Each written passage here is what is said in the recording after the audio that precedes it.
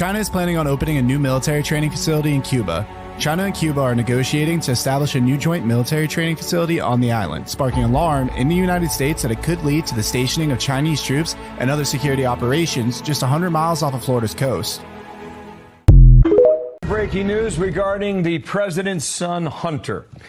Hunter Biden apparently has reached a tentative deal with federal prosecutors to plead guilty to 2 minor tax crimes and admit to the facts of a gun charge under terms that would likely keep him out of jail. That's according to the Washington Post and court papers that have been filed as of today, Tuesday, June 20th, 2023. Hunter Biden, age 53, might appear in court to enter a plea on that. For clinical depression, Pennsylvania Senator John Fetterman is back to work in the Senate chugging beer. Let's unpack the last year, shall we? This is a man who had a massive stroke less than a year ago. Then he checked into, right after getting sworn into the Senate, he was checked into the hospital for lightheadedness where he stayed for days. Then, not long after that, he went back in for weeks suffering from clinical depression, severe depression. His office says he is on antidepressants, Nicole, yet here he is drinking beer, which at last check is a depressant. Not a good look. A Juneteenth celebration near Chicago turned violent when gunfire broke out, leaving 23 people shot, including 1 fatality and 22 wounded. The incident occurred at a strip mall in Willowbrook, Illinois. Following an evening of festivities that started at 6 p.m. Police were present but responded to gunshots around 12:25 a.m. Multiple weapons were used in the shooting, and authorities have not yet arrested any suspects or determined a motive. Victims were rushed to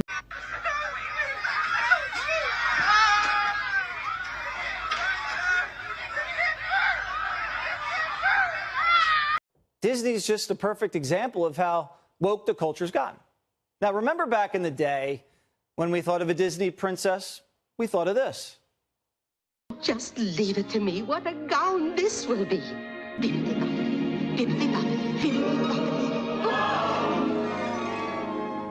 Why, it's like a dream. But Disney's reimagining the princess look. Disney now likes their princess with a mustache. So my name's Nick. I'm one of Fairy Godmother's apprentices. I'm here to shop you around and make all your selections for the day. Look at my fairy godmother. He's so cute. Mommy, Daddy, why does that princess have chest hair? Well, little Susie, that's not Cinderella, it's Cinderfella. And that size 11 glass slipper, it shatters. And for $250, anybody can get a makeover in Cinderfella's castle. If little Johnny wants heels and lipstick, little Johnny's getting heels and lipstick. So open your wallet, and a grown man can throw glitter on your son. It's what Walt would have wanted. The Magic Kingdom where they wave a wand and your son's testosterone disappears. So Someone has described what it will be like to be on the missing Titanic submarine, and it's the most terrifying thing you will have heard today. Imagine being trapped in something the size of a minivan, pitch black, the air is thick because you and 4 others have been breathing the same air for hours. You're trapped under 15,000 feet of water, it's cold because there is no power. You can't get up and move around, and even if you could, it would just use more oxygen. There's no contact with the outside. Every now and again you hear the creaking of the hull caused by the tremendous pressure. You have limited food and water. The air reeks of BO. Yeah, the submarine pilot reassures you that everything is going to be okay, and just to sit tight, but the look on their face whenever light is available lets you know they are just as terrified. Every so often the pilot taps on the hull with a hammer. He's sending out Morse code, hoping someone picks it up on sonar. He doesn't realize nobody will hear. Some people have already become physically sick, and now the air stinks of vomit and feces. You look at the viewing port in the bow and see water dripping down the seams. You have been told it's condensation and not seawater, so it's nothing to worry about. You start to question the person in charge. You feel the terror rising in you as you realize that this is probably it. Limited air, limited space, limited water, limited food, and absolutely zero chance of escape. Your fate depends on the outside world, and it is obvious they don't know where you are.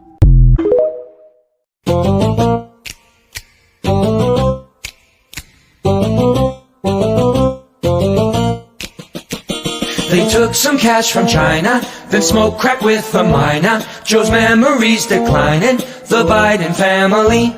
Old Hunter is a sleazebag, took bribes from Chairman G. Shot movies of his wiener, the Biden family. Burisma, China,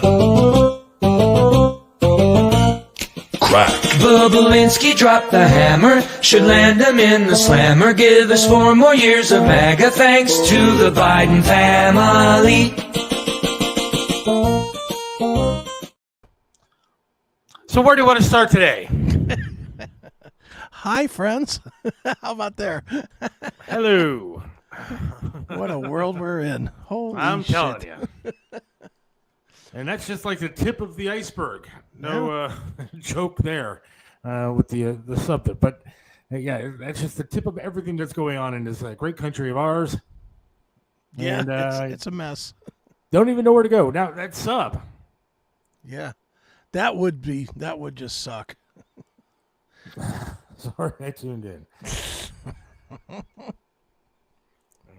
Yeah, the submarine would suck. The submarine would really suck. I mean, like, I was thinking about this whole thing today, man.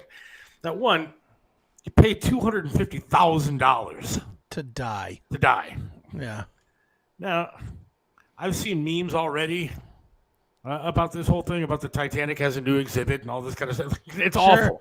I mean, it's too soon. Come on, we don't even know if they're alive or dead at this point. Right. But it would be quite terrifying. Can you imagine being under there? Yeah, it would be horrendous just thinking about that, just not being able to see any. Like, do you ever see the movie The Meg? Yes. You know when the first ship goes down and they're stuck on the bottom and they know something's coming but they don't know what it is? Yeah. That's where these guys, they're waiting for something to come. They're just sitting there waiting, going, oh. That's what she said. Yeah. Yeah, exactly. And it's just not going to happen. It's just, it's just not going to happen. And just to be sitting there knowing, it's probably similar to being on death row and knowing that tomorrow morning is your morning. Tomorrow morning. And you got to be sitting there just thinking, yep, they're going to stick this needle in and my heart's going to stop beating and, The terrifying part is, though, is that you don't know. You don't know how much. Did you see how this sub is run? I think you told me it's run with like an Atari remote control or something. It literally is they said PlayStation, but it looks like an Xbox controller to me. But it's one of the Logitech $20 controllers that you get from GameStop or wherever. And I mean, if you're look, this is gonna sound awful. Mm-hmm. But, we've talked about it before with Triv and stuff. If somebody puts a rubber band on and jumps off a bridge, I don't really feel bad for you. Yeah. If you jump out of an airplane with a backpack attached to you and nothing comes out of that backpack, I don't feel that bad for you. No, don't put yourself into these situations and you don't have anything to worry about. I mean, the same thing goes for, look, I'm in the same boat. I knew the consequences of probably eating too much, drinking too much, smoking too much. Yes, Lord Moon. We're live. And so, I accept now the consequences of my actions. The consequences of my actions, I stepped on a nail also. I got sepsis in my leg, and I now don't have a right leg. So, I mean, there are consequences to actions.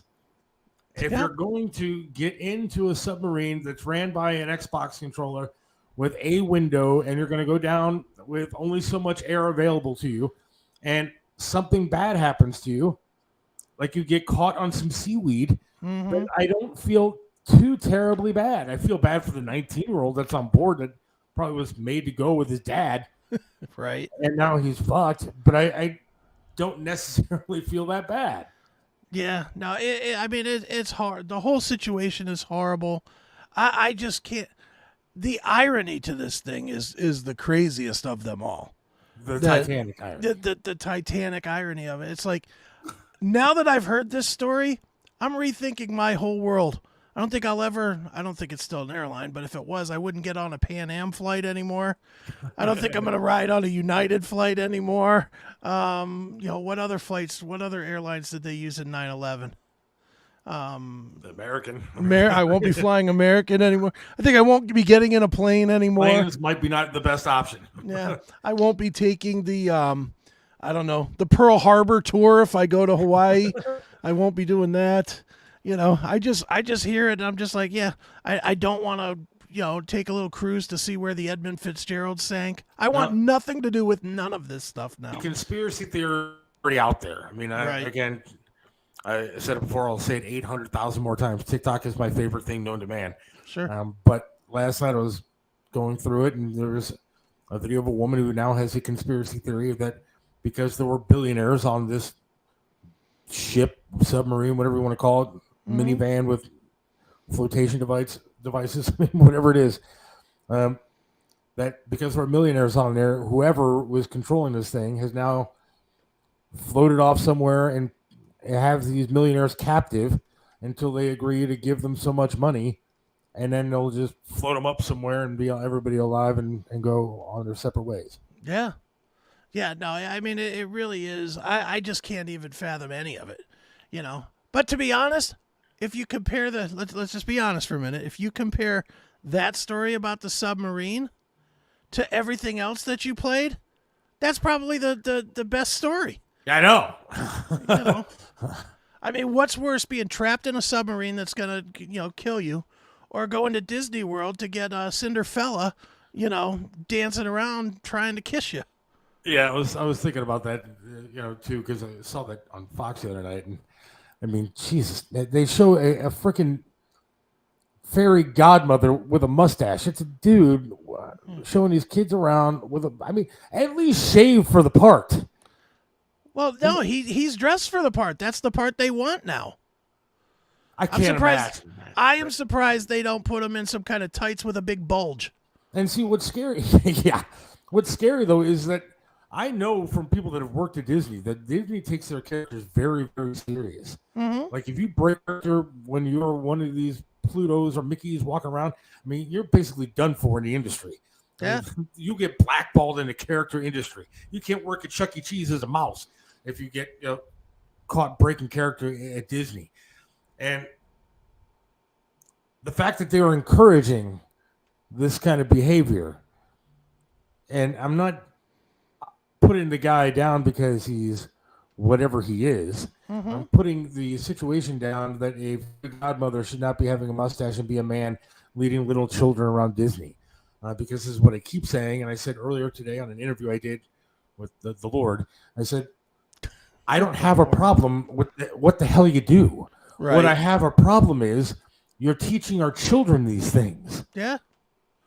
Well, it's just like that reporter said in that story. It's like, this is Disney's now the place you can go where you can have Cinderella throwing glitter on your son.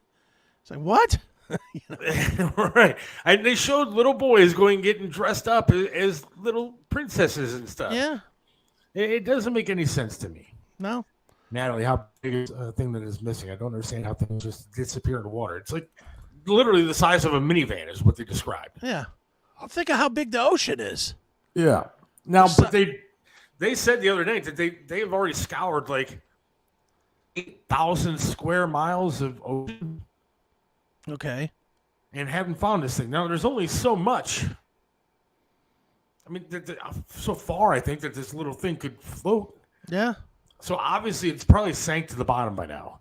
Oh, yeah. And there's depths of the ocean that we can't get to, or haven't gone to, or very few people have gone to, whatever it is. Mm-hmm. And so I don't know how. You're a military guy. Do you know how far down an actual military submarine can go? I'm not a water military guy. My branch of the military stayed on the ground, my friend. We didn't do the water, so I don't know. I have no idea. And so I don't think that it's really easy to just go down to the bottom of the ocean and start. And plus, this thing could have imploded by now. Yeah, I mean, it could have crushed on its way down for all we know. All right, so that's another thing I wanted to ask you. Yeah. When I was thinking about this scenario today. You're taking this trip, you're going down to see the Titanic. Mm-hmm. And all of a sudden something goes wrong. Yeah. So now you have no power in this thing. You don't know where you're going. You don't know where you're drifting. You don't know whether you're going up, down, whatever. Now, your choices are, you also know that there's only a supply of air that's going to last for so long. Mm-hmm. Do you want to sit there and know that the air is running out, you're going to die, you got to go to the bathroom, you're starving, whatever. Do you want to know and just sit there until you pass out and die? Or do you want this thing to implode on you and just go real quick? Well, for me, it'd be implode. For me, it's like, let's just get this over with. Let's not drag it out, But, that comes with the consequence, too, is if you go for it right away, then, any chance of survival goes with it, There is still a chance until your last breath is taken that somebody gets down there and finds it. God knows what they're gonna, even if they do find it, how do they get it?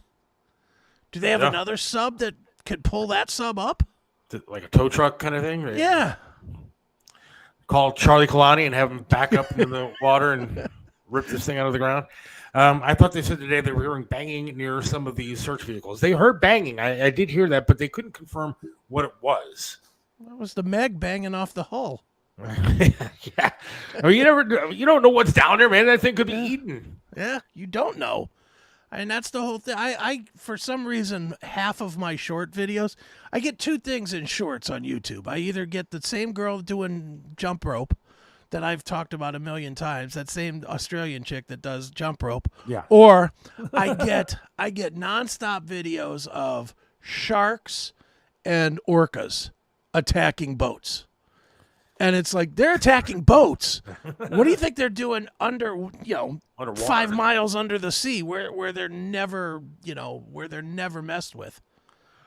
When a plane goes down, there's an emergency signal that sends out the location. How did the submarine not have something like that? I'll tell you what, there are plenty of videos out there to look up about this sub, because there's all of a sudden, you never heard about this damn thing until today, yesterday. And there are plenty out there that show that this thing was, whoever made this, I'm sure they spent a lot of money on it, but they didn't spend a lot of money on safety. I mean, they show the inside, there's like a button inside, one. There's one green button. I don't even know what it does, but there's a green button in there. And then, again, it's ran by an Xbox controller from Logitech or something, or a PlayStation controller. And that's how they maneuver. I don't think it really goes all over the place. It kind of goes up, down. And then there's a big, ginormous boat that's next to it. And I don't know what the hell they're doing on there, because you'd think that this thing would be equipped with all kind of equipment to be able to maneuver everywhere and find it. If it got lost, if a shark ate it, something. Yeah, maybe. I mean, I don't know. Dude, these people might all be people that put in money for the CPAC against Hillary Clinton. Let's not forget that theory. That is absolutely accurate. They could be dead because of that. They could have been Trump CPACers or whatever. No, this guy's right. Trump has this up. That could be. It's I'm not trying to. It's the Bilderberg group. They captured the sub and took it. I'm certainly not trying to make fun of these poor people that are down there. But one, they're billionaires and they took their lives in their own hands when they decided I'm going to spend $250,000. One, there's a window in this damn thing, and it's a very small window. Yeah. So it's not like the majority of the stuff they were going to see was on computer screens. So why not sit on a really big safe boat and send something down there to look at the stuff on the computer screen? Yeah. Probably cost you less than half the money that you spent to go down underwater, and you could see the same shit. Well, I'm just going to tell you, I'm not a billionaire, so I can't speak on their level, but I'm pretty okay with watching a documentary on the Titanic. I've seen plenty of them, and it's beautiful, and I guarantee you I probably am definitely more comfortable than they are. Yeah, I guess there is a toilet. especially at this moment. Yeah. There is a toilet on this thing. Now, again, they all have to pile into this minivan kind of. I did a lot of research on this. Okay. This minivan shaped or size sub. They all have to sit Indian style, so it's not big enough to even stretch your legs out. So now you're really screwed. And then there's a flap that opens up that looks like a box that you can go to the bathroom in. Slide under your ass or something? I guess, but one, it'd be really uncomfortable to do like in front of like 5 other people. Like if you and I are on there, we're fucked. We're not getting out of there. I mean, the sub is just sank and we're done for. And if we have to go to the bathroom, everybody on that sub is screwed. Yeah. But I can't imagine that kind of situation. Why would you put yourself into that? I don't know. Rich people do stupid things because they're rich. It's the same, and I mean, this obviously went without a hitch, but same with those people that throw $1 million at Elon Musk so that they can go up and down in his rocket. Yeah. You know, and then once one of those blows up, then we're gonna supposed to be sad for those people. It's all rich people do stupid stuff. That's what they do.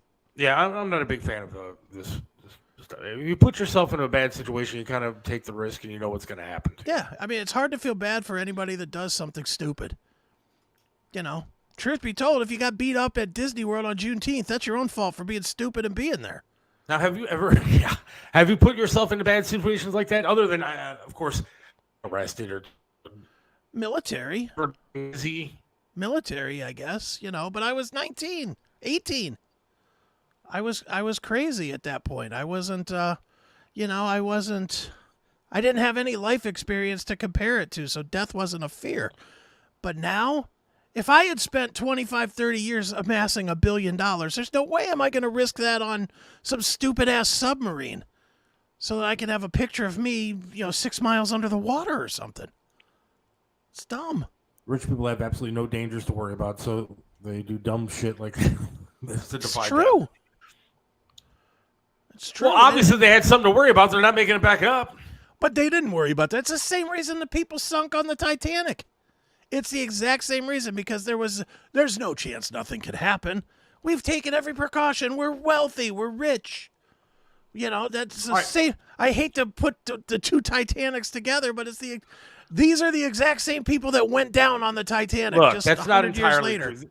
That's not entirely true. When they had on the Titanic, they had plenty of lower class people that were on like the lower levels of that ship, and those people pretty much died, but because they weren't the first ones to get on those boats. But there was a lot of lower class people on those big ships traveling across the seas. But one thing that somebody said to me today was, "This is something to think about. What if it was the soul dead Titanic saying, 'Hey, you want to come down there and see us? You're going to stay with us.'" Could be. That's every bit as believable as the owners of this billionaire operation ran it with a joystick. I'm not going on anything like that, or even a cruise. Too many people die or go missing on them as well. That is true. I mean, not a whole lot of people. More than you think disappear on cruises. Just just get thrown overboard or whatever. They were at the bottom. Those who made the whites more comfortable. Oh, Jesus. All right, there was a lot of violence on Juneteenth. I can't believe it. Do you want to hear some commentary? Oh, I most certainly do. All right, we're going to listen to some commentary real quick on Juneteenth violence.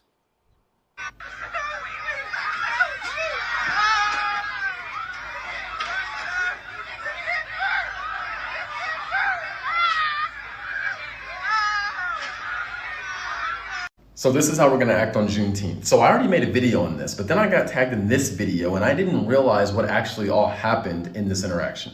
And for everyone who's talking about black excellence, black pride, black this, black that, these are black children that are acting like this. Why are we just acting like it's not happening? They broke in, partially destroyed the restaurant, were throwing stuff at the employees, ripped the cash register out from the counter, took it outside, broke it, stole all the money. This is not okay. This is disgusting. This is going to damage that community. Do you think these employees are going to want to come back to work, right? If this happens enough, that McDonald's will close down. If this continues to happen and it happens enough, that McDonald's will close down, right? That McDonald's feeds a lot of people food, coffee, all types of stuff. Keep doing this, and then the opportunity for Black Americans in these areas is going to disappear. Every single one of these children need to be punished. There needs to be a standard set that this is not acceptable, rather than, well, let's just clean up and move on. No, something needs to happen. Those employees should not have had to deal with this. They were literally, you can watch them, they were scared. This behavior needs to be called out. Again, it needs to be called out. Juneteenth is supposed to be a day where we're celebrating, and instead these children are looting and destroying a McDonald's. Again, I don't know how else to say this. This is a problem and we need to put a stop to it. And if you want better for the Black community, this needs to stop. And we need to hold ourselves accountable. He's not wrong. He's not right. There's another. I meant to send it to you, and now I don't even know where it is. There's a side-by-side meme or video of this Juneteenth McDonald's versus a McDonald's in Ukraine, and there's nothing bad going on in the war zone. Everybody's behaving in the McDonald's. So we're going to act like white people don't rob, rape, and kill on July 4th. Stop it, guys. Look, I'm not... One, if it was July 4th and I had those videos of white people robbing, raping, and doing whatever you want to talk about, I would absolutely play those videos. Absolutely. The point is that I was playing a black gentleman talking about what happened on Juneteenth. The unfortunate part is it doesn't just happen on Juneteenth. Chicago is a war zone to begin with. Yeah. And whether it's the black community or whoever, people are getting shot on a regular basis there. And this kind of stuff is happening all over the country. In neighborhoods that they shouldn't be happening in. San Francisco, they're robbing stores every single day. Yeah. Let's call it what it really is. What Juneteenth is to celebrate the de-animalization of black people to American citizens. Correct? If you really break it down to the harshest level. And what was slavery? Was just the animalization of black people as less than human. Yes. So Juneteenth is the date that we celebrate the de-animalization of black people and allegedly are considering black people to be people. That's what it's supposed to do, correct? Correct. That video that you just showed there of McDonald's, if you threw a bunch of wild monkeys into a McDonald's from a zoo, I don't think they would act as ridiculous as that. Do you? Look, it's unacceptable behavior, like that guy said. And I don't care what color you are. Me either. The point is that gentleman was calling out his own community for the way that people were acting on a holiday that should be celebrated. Yeah. On a holiday that's supposed to be, being celebrated towards the black community. Right. I mean, I don't understand. What more do you want? And the truth be told, we should white people, Spanish people, Asian people, Swedish people, I don't care what nationality you are, everybody should be calling that out. And the reason it doesn't happen is because if you do just like me and you are doing right now, you instantly add an "is" to the back end of your name. There are, without a doubt, people sitting there thinking that we are racist. Of course they are. I guarantee you, Lord Moon asking where I'm going with this, it's because he's looking for the opening to say that's a racist take. And again, I don't know that. I mean, he listens to the CMS, so he's certainly heard worse. But but what I'm saying is, society should be able to call out idiots as idiots. I will absolutely call out a white guy being an idiot. You don't hear me sitting around saying, there might have been some good qualities to the BTK killer because he was a good Christian and did good work with his church. No, he's a piece of shit that deserves more than he got for the animal he is. Sorry, that's just a universal take. And if you missed the beginning of the show, I played a Biden song making fun of, by the way, those white people. Yeah. My point is the fact that we use race to not call out poor behavior. We do it all the time. Any race that acts up should be called out by every race all the time. All the time. If a white guy robs a liquor store, he should be called out with every bit of the zeal and every bit of the hope this guy catches a bullet that you would call the same crime out for a black guy. Just the way it should be. And we shouldn't be worried about racial disharmony. The racial disharmony comes from enough of these videos that allows the moronic people to classify it into a stereotype. And Lord Moon, I don't know you, but I love you for pointing out exactly what I've been thinking the entire day before I played that video, is that I was going to be made to be a racist because of just playing the video. Yeah. But no doubt that if there were some jackasses on July 4th and they're white doing whatever shit that they're doing, I would absolutely have that video ready to go. Yeah. I 1,000% agree. the government only celebrates Juneteenth because they don't want to approach the subject of reparations. They keep giving black people. Look, if you think, and again, here goes me being a racist again, I guess. If you think I'm going to pay reparations for something that I didn't do, you got another thing coming. Yeah, not going to happen. You know, my family didn't do it, and you know what? I'm sorry that it happened. We hopefully have learned from our mistakes in this country and moved on. Yeah. But I don't owe Lord Moon anything. No, nothing. Nor do I owe anybody else anything. I do a show that I don't make a whole hell of a lot of money on, to be honest with you. And, you know, who's keeping me down? Yeah. Who do I complain and bitch to because I don't have any money to go out tonight and do the things that I want to do? That's right. I want to be. I'm oppressed, and I want to know who I'm getting reparations from because the shit ain't working for me. Yeah. So I want some payback. That's right. No, I want some agree. payback for my leg being gone. Come on, I want something. Well, you're just not. America claiming it the right owes. way. America doesn't owe you America shit. owes nothing. You can Stop go out and it. do something you want, Lord Moon. Yeah, nah, stop it. I think he's messing with you. I hope now. so. Now cut the check. All right. Well, there we go. We have Scott from 10 Ton Mojo. Ready Yes. to go. I'm going to take a quick break, though. Okay. Real quick. right. So we don't get too far behind. And then back with Scott from, again, the band 10 Ton Mojo. Perfect. Hey, it's Seth. And I appreciate you watching today. And you can make a difference. For just $4.99 a month, you can help save someone's life today. It really does count. Every dollar matters. And you can change someone's life. Not these ridiculous dogs. Those are actor dogs. I'm talking about myself and Chris Aiken. I can barely afford a shave and a haircut or sleeves on a shirt sometimes. We could use your assistance today. Just go to the Odyssey app. Go to the Odyssey website, ODYSEE. Just $4.99 a month can change the world for someone today. Myself and Chris Aiken. We'll give you extra content. We'll give you bonus footage. We'll give you new episodes. Subscribe to the Odyssey channel today. Thank you.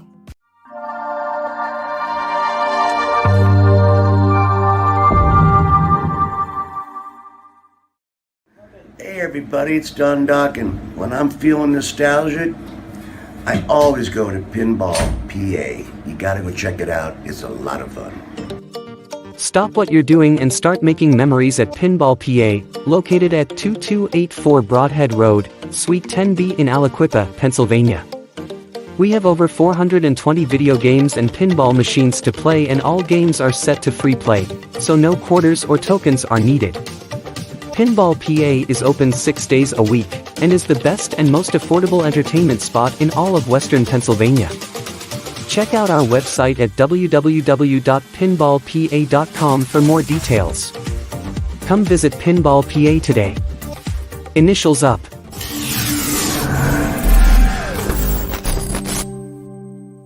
Aaron Tees and Signs has become your complete one-stop sign shop. Call Jimmy at 216-299-9344.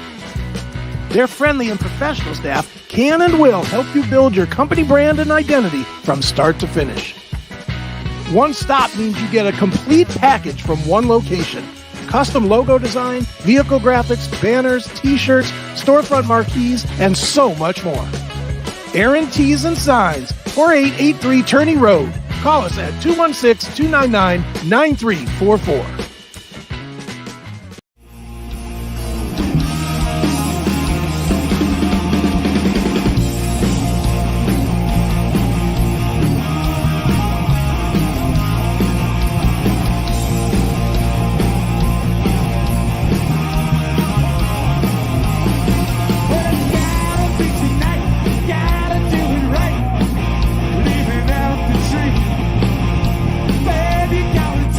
What you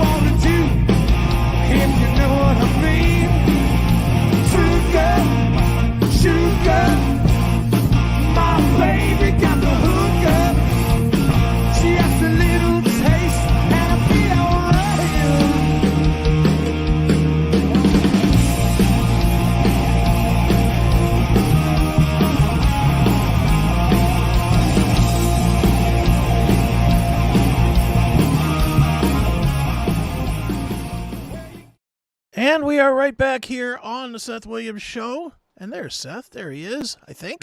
Yes. All right. And hey. That, of course, was the band Ten Ton Mojo for the new music moment. My never-ending quest to keep proving that rock is very far from dead. It's just not in the mainstream right now. That band kicks fucking ass. Just Amen. as simple as that. They are fantastic. They have a new record called Rebel Heart Gypsy Soul. It is, I'm not sure if it's out yet or it's going to be out here in another week or so, but let's find out from this guy, Mr. Scott Lano. Scott, how are you, man? Hey, guys. How's it going? Hey, Seth. Hey, man. Chris. How you doing? What's up, Scott? Well, Thanks. dude. Thanks for letting me stop by, man. I appreciate it. Absolutely. Well, before we even get into it, how about answering the question? Is it out or is it coming out? It is coming out. It comes out across all the digital streaming platforms on June 30th. Anywhere you listen to or grab your music or stream your music, you can find it. And Rebel Heart Gypsy Soul. And June 30th, release date this Friday. Now, one of the things I saw on your website, 10tonmojo.com, correct? Yep, correct. Is like one of the coolest things I've seen in a very long time. I hope you still have them available. But on your website, it says you have a cassette version of stuff on. We do. We did a cassette version and we did a CD version. And in the late summer, we'll be doing a vinyl single. And that single will come with a download card so you can get the rest of the tunes off the EP. But yes, we're doing cassettes. Cassettes are back. That's awesome. I saw that. I was like, man, I got to get all three. Like, I got to get the vinyl when it comes out. I got to get the CD. Got to get the cassette because we're all new classic rock guys. You know, we call ourselves the new classic rock, and we thought it'd be super cool to have a cassette. Of the stuff, you know, and we just thought it was too cool, and we're like, all right, we got to do a limited run of cassettes for sure, you know. Right on, man. Yeah. Well, dude, you are part of we do this segment here on the show. We do it every week called the New Music Moment. This started from an argument Seth and I had maybe 6 months ago, where he was claiming he was going along with the whole Gene Simmons thing. Rock is dead. There's no new rock out there. Blah blah blah. Right. And I was like, wait a minute. I get fed 50 CDs a week of great bands. Right. And the only thing that's dead is commercial radio playing it. Exactly. There's no medium like there used to be to expose new bands to audiences on the FM dial anymore. Everything is all kind of, even on satellite radio, right? Everything's in a compartment, right? If you're famous enough, you get your own channel.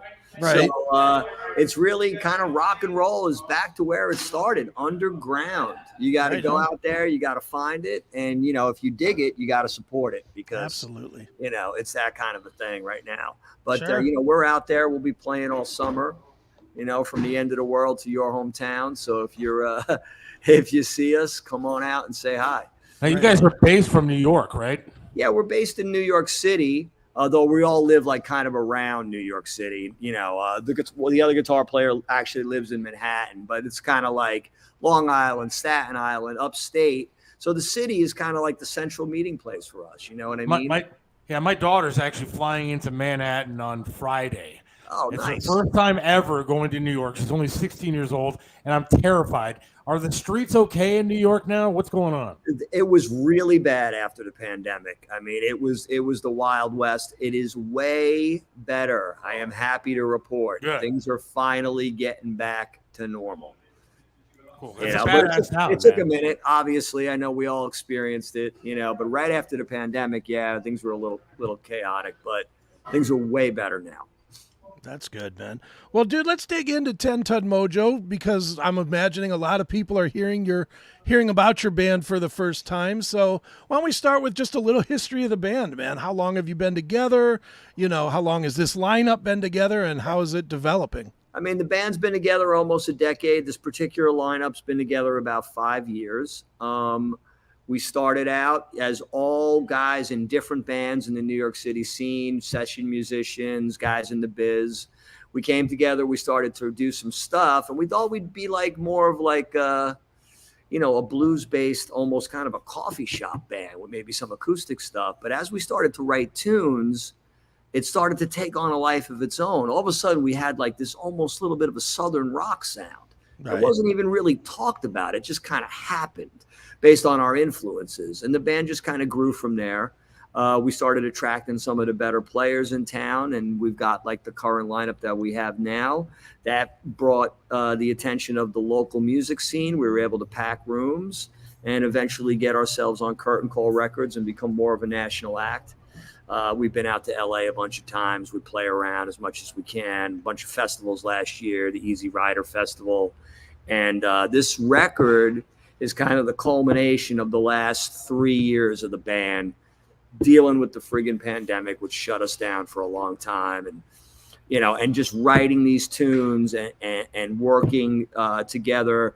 You know, we kind of pivoted to being in the studio and coming up with the best stuff we can. And this EP is a reflection of that. Right on, man. And you worked with one of my absolute heroes, and that being Max Norman. That guy is, I mean, and for people that don't know, any of the good Ozzy albums, Little Record by Megadeth, Rust in Peace. You might have heard of that one. Considering most thrash metal people think it's either one or two of the greatest of all time. And Max is an unbelievable producer. Yeah, he really is. And what's interesting to me, at least I've interviewed Max a few times now, and his stories are so different than anybody else. And I'll tell you why, and you tell me if this meets what you guys met with.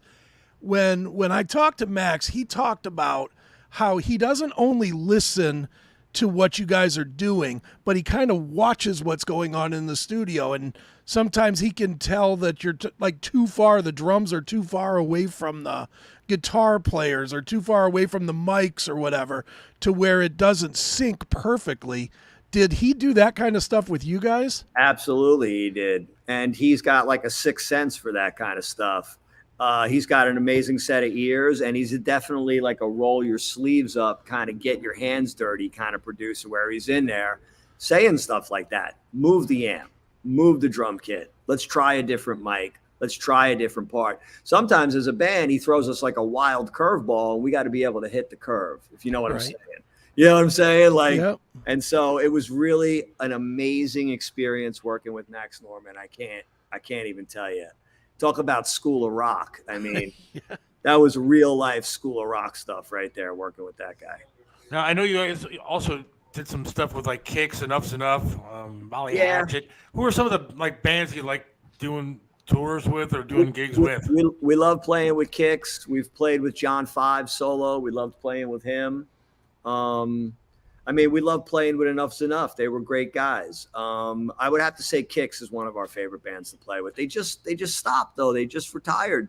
They just did Monsters of Rock Cruise, and it's going to be their last thing. So a guy named Ronnie Youngkins, who was the guitar player in Kicks for a lot of years, he's down in Virginia, which isn't far from us, and we'll get together with him and we'll do some stuff with his solo band sometimes, and that's a lot of fun as well. Right on. Well, dude, talk a little bit about Rebel Heart Gypsy Soul. Four killer tunes. Kind of each one has its own identity, which I like personally, because I think if you would have done 4 songs that all sound the same, well, it gives a false impression of what you do. This definitely does like kind of like the one loop roller coaster type thing, where you get all 4 kind of styles that you guys do in one little EP. Is that accurate? That is completely accurate. That is exactly what the EP is. It reflects all of our influences as a band, you know, everything that everybody brings in. It's got all the different sounds that we like, with the exception of a ballad, which we didn't feel like including on such a short record. Sure. But it's got, you nailed it. That's exactly what's going on with that record. The first single looks like it's going to be Easy Come, Easy Go. Okay. And, you know, like I said earlier, that record's a product of those weird pandemic years where we pivoted and went back into the studio because we couldn't get out and play. You know, we did some streaming stuff, but I know you probably seen a lot of the different streaming stuff. It was either great or you couldn't watch it. You know what I mean? Right. So we were real careful with what we did there. But yeah, that's what the record is. And you're right, man. Those are our influences right out in the open there. You got a little bit of the AC/DC, you got some of the Southern rock, and you've got a little bit of like the Zeppelin groove stuff going on with a little something.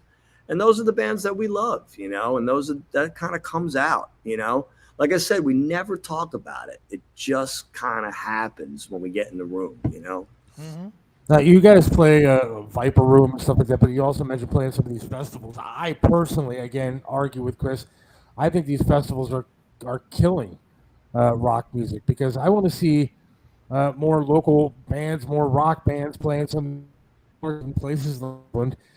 Have to go to spend $300 for a ticket to go see 18,000 bands in Columbus. Yeah, I mean, yeah, I know exactly what you're saying. And even if all 18,000 bands are great, you get fatigued at a certain point through the festival. We were talking about that the other day, but we were kind of talking about it more on a business level because you got your tour support and your tour money. You want to get up in front of as many people as you can. So what a lot of bands say, well, gee, I'll jump on this festival because I can play in front of 5,000 rather than 500. But I think what Seth is saying is he wants to see those, the headliner, the opener. They come, they play a medium-sized venue. It's a kick-ass night out. You're not there for fucking 18 hours. You know what I mean? And it's still a great night of entertainment and a great night of music. I think we can get back there. I think this is still part of the hangover of the whole pandemic thing where guys just want to get these huge bills together, get out there and pack as many people in as they can. And I think it's a lot more to do with a business model than anything else, than a creative thing, Yeah, well, and here's, I mean, again, this is always my argument. The problem with even going out on like a 4-band bill, like if you guys went out with, I don't know, Stone Temple Pilots, Bush, and Alice in Chains. I'm just throwing names together. Yeah. You're going to play at 6. You're not going to, and nobody's going to be there because everybody's getting out of work. And by the time they get out of work, throw something down their face to eat and take a quick shower, change clothes, they're missing you. So that doesn't do you any good. Exactly. And then the other biggest problem is if they're going to see Alice in Chains, and let's face it, that's who they're going to see, they're not leaving any money to pick up a $10 CD from you or a $20 shirt. They're going to buy the Alice in Chains $85 hoodie or whatever, and it just doesn't help you.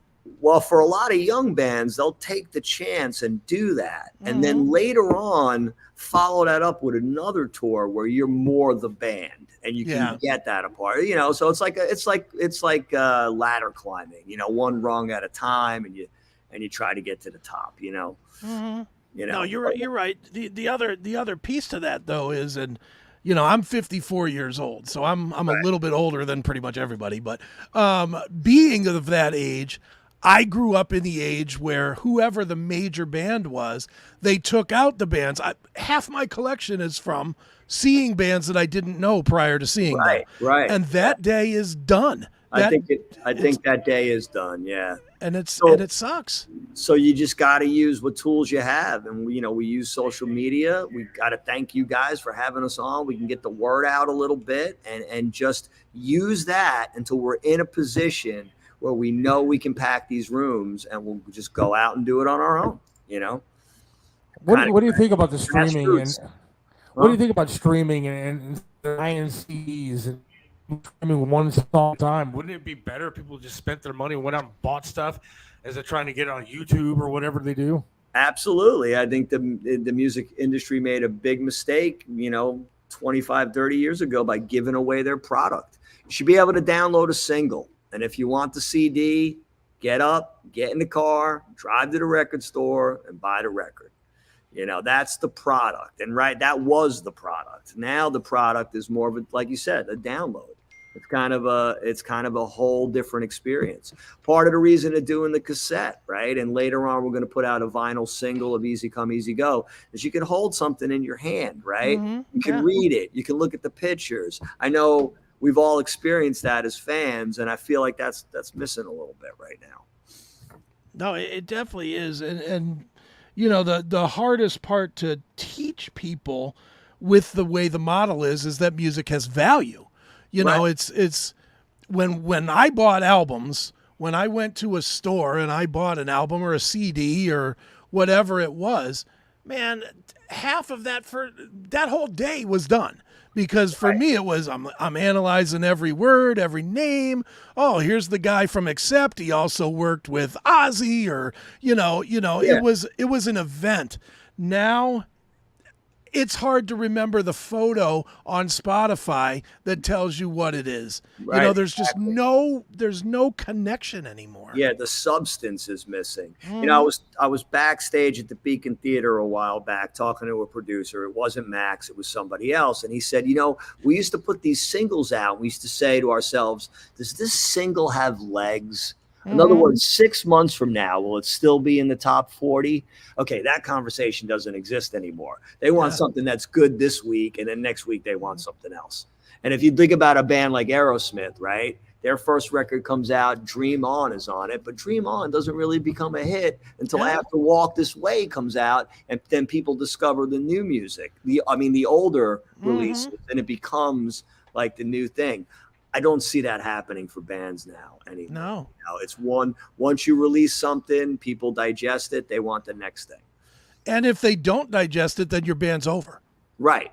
I mean, I look at some of the biggest bands in the history of music, the Chicago, Journey, bands like that, Foreigner. They didn't hit on their first records big.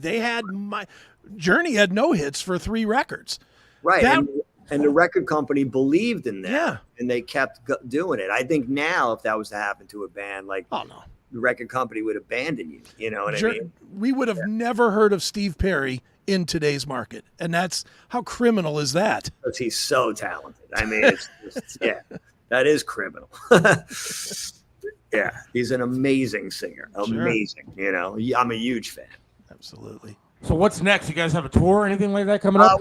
We're not going out on the road until late summer. We're still putting the dates together. We have our big record release party here at the Gramercy Theater in New York City. We're hoping it's going to be sold out. It's selling great. That's on July 15th.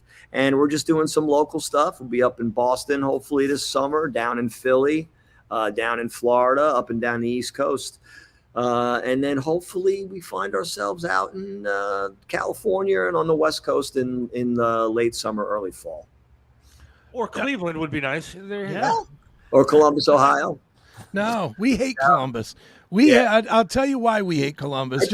I think 10 Ton Mojo played Scully's once. Okay. Yeah. No Scully's.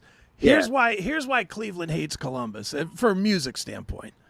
Columbus has one of the big festivals. What is it called now? Sonic Temple. Sonic Temple. Yeah. One of the big. In fact, we have 2 of them because we have Incarnation as well, which is another 2 big giant festivals. The problem is all of the bands that play those 2 festivals have to sign that agreement saying that they won't play within a couple 100 miles for 120 days. So you can't tack on any shows. None. Yeah. And we get nothing. The closest they come is like Detroit, which is like a 3+ hour drive, and that's like so. What used to be a hub of rock and roll here is now a ghost town. You know, it's crazy. Yeah. What's the venue in Cleveland currently? Is it Agora Ballroom? I mean, there's tons of it. There's the Odeon. There's the Agora. There's the Jacobs Pavilion. There's the Rocket Mortgage Fieldhouse, which is the old Gund Arena. The Wolstein Center. Blossom Music Center. I mean, there's tons of venues. Yeah. There's not tons of bands playing these tons of venues because they all play in Columbus. What they should do is take one of those festivals and move it to Cleveland. Leave one in Columbus, one in Cleveland. You know. You know what though? I agree with you. I think it's because Columbus is in the center of the state. So the people from Cleveland will drive down. The people from Cincinnati will drive up. Right. You know, if you move it to Cleveland, you cut off Cincinnati. If you move it to Cincinnati, you cut off Cleveland. It's that kind of believe me, these guys know what they're doing with their fancy. Oh yeah, pockets. No doubt. No doubt. They did. But we were lucky enough to get the Poison, Motley Crue, Def Leppard 45th Goodbye Tour. So we got that one at least. Yeah, that's always fun. Yeah. No doubt. Well, dude, after the record comes out, like you said, you're gonna do some shows, and then you're gonna try and head out to L.A. What is the end goal with L.A. to try and find a bigger deal or a big tour or a package tour or something? Sure, all of that stuff. Yeah, But we also like to get out there and play because people know us there. Okay.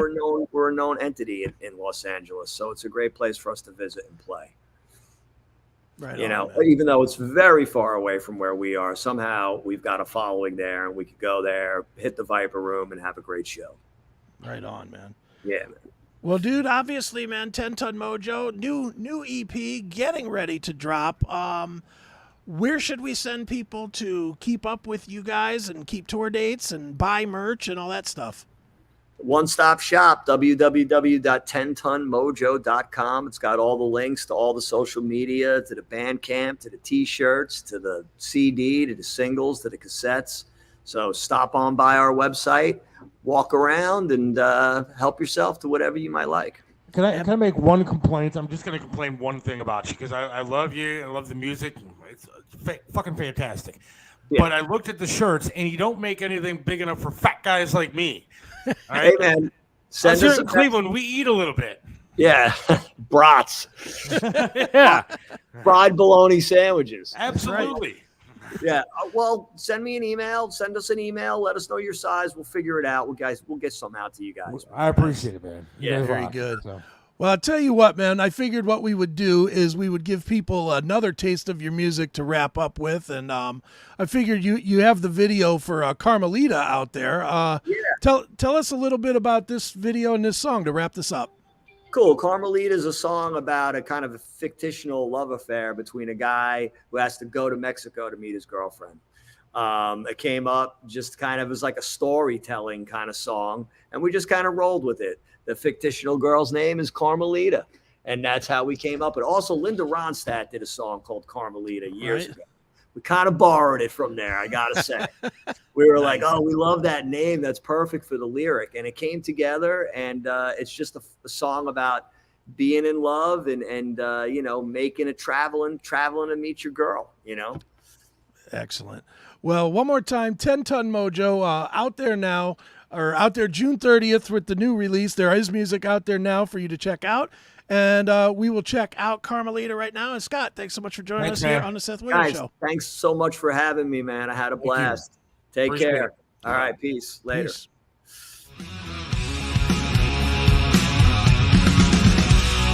Crossing the border in a dusty Chevrolet, 100 miles an hour with nothing in my way. Through the sunset and through her face and eye, I've been looking for my baby, been looking for my eye, yeah, yeah.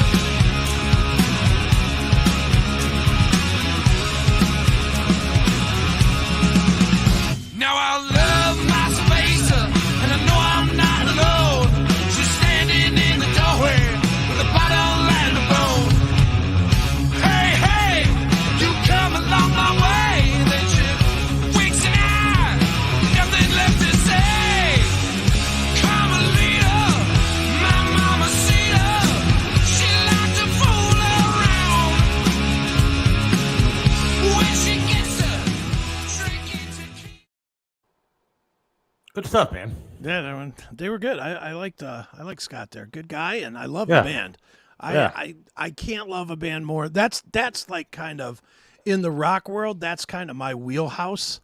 That kind of southern fried, straight up hard. That Dirty Honey, bands of that ilk are definitely what I like. So I got to check out that Dirty Honey. You talked about it numerous times. I checked them out. how are you not familiar with Dirty Honey? I don't know, because I sit inside all day, Chris. Hold on. I'm going to play a little piece of their big hit. Where is it at? You have to know this song. You have to know this. Are there any rock radio stations that play it? I can't imagine MMS does not play it, to be honest. I really... They don't play music. Well, in between, you know, that half hour in between... Rover and yeah, there's a half hour in there, right? An hour maybe that they can play music. I don't like the guy that does it anyway. So yeah, I don't like Rover either. I was talking about the middle guy. I don't even. Who's the middle guy?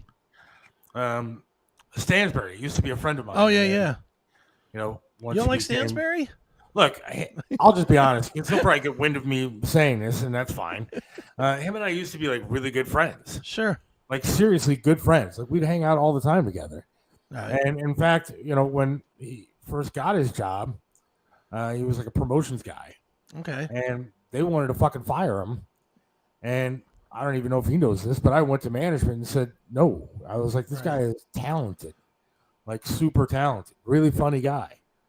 And we started sending out like tapes or whatever it was, CDs back then to try to get a job somewhere. And then he hitched his wagon to Maxwell and stopped being friends with me. Never heard from the guy again. Then he vanished off to the middle of fucking Oregon or somewhere like that, and then came back and ended up getting this job in Canton. And I think I've heard from one time. I called him after I lost my leg to see how he was doing. Nice. And then haven't heard anything back because he's good friends with management where I used to work, the guy that fired me. Right. And so I guess he doesn't care to speak to me anymore, which sucks because, again, I thought we were like really good friends. And so that is weird. Then, when it comes to stuff like that, I guess I'm an emotional kind of person. Sure. And so I can't listen to people like that. I can't listen to people that think are fake. Well, I hear you there. I mean, I don't know. He's always been nice to me. I hooked him up at Pinball PA 6 months ago or whatever. Him and look, I'm not telling you he's not. Corey. He may be a good guy, and I thought he was a good guy back in the day. Yeah. I just lost respect for that because I mean, dude, there is a phone. You know how to dial my number. Mm-hmm. In fact, he went out for the Triv job, and we were getting along great then. Right. When I had 2 legs and stuff, I thought, I was like, in fact, I went to management and said he should get the job.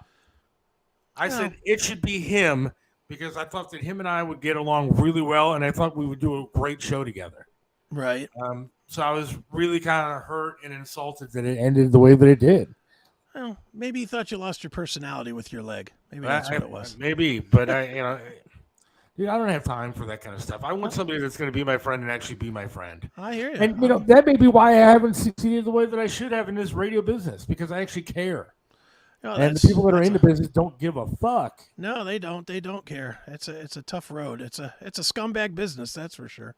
Yeah. All right, here's Dirty Honey, who you've never heard, I guess. Maybe I have. If you haven't heard this song, I'll be stunned because this song was definitely all over the place for the last 2 or 3 years. So let me pull this up here. Here we go. This is When I'm Gone, Dirty Honey.